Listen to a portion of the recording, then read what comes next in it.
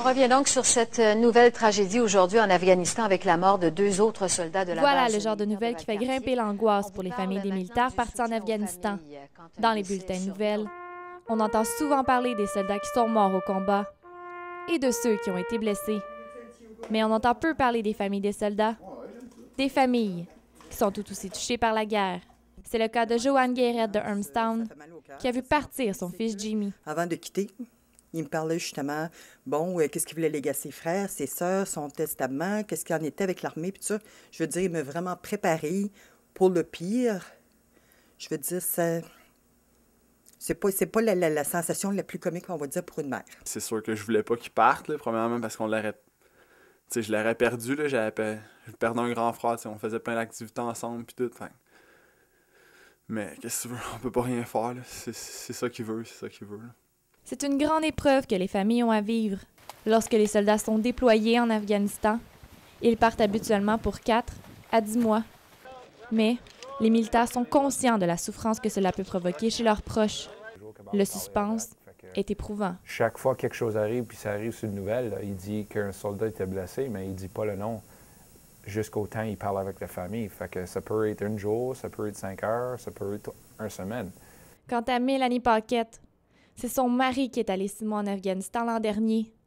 Justin Wheeler est revenu sain et sauf. Mais son épouse se souvient encore du déchirement qu'elle a ressenti lorsqu'il est parti. J'ai peur, moi aussi, puis à chaque fois, t'entends les nouvelles, puis parce que, on le sait que si jamais quelque chose arriverait, il cognerait à la porte, ce serait un militaire qui cognerait à ta porte, puis c'est comme ça que tu l'apprendrais. Les fêtes comme Noël sont des événements difficiles qui rappellent aux familles à quel point leurs soldats leur manquent. C'est officiel qu'ici, ça nous fait du chagrin. On manque des occasions, que ce soit une fête, que ce soit Noël, peu importe.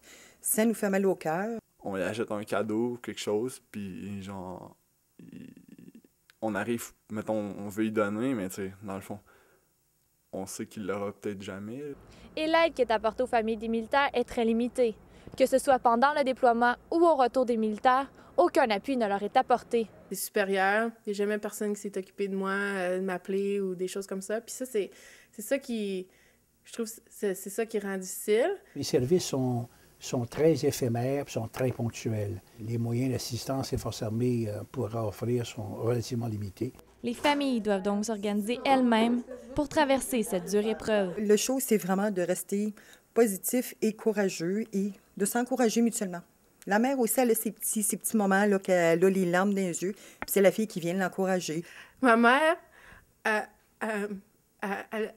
te l'a dit tantôt aussi, elle dit,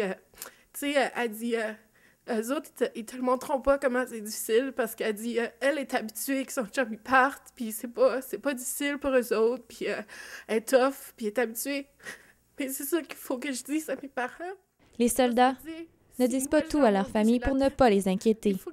Mais ils ne peuvent pas faire semblant qu'ils n'ont jamais frôlé la mort. C'était un vraiment gros bang, un vraiment gros trou, des balles qui sautaient, des rockets qui tombaient, c'était quelque chose. Quand on construit des maisons puis on fait des écoles, il y a du monde qui tire des balles sur nous autres. Quand il revient, comme le monde va lui parler, « Ah, t'étais là en Afghanistan.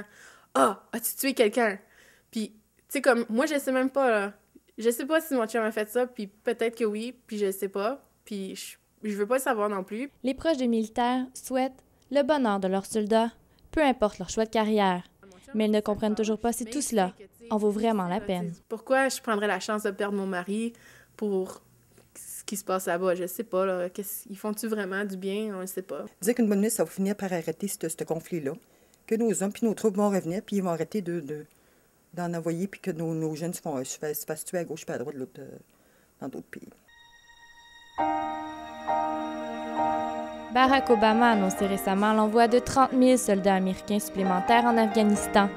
Est-ce que le Canada enverra lui aussi des renforts? Combien d'autres familles souffriront-elles?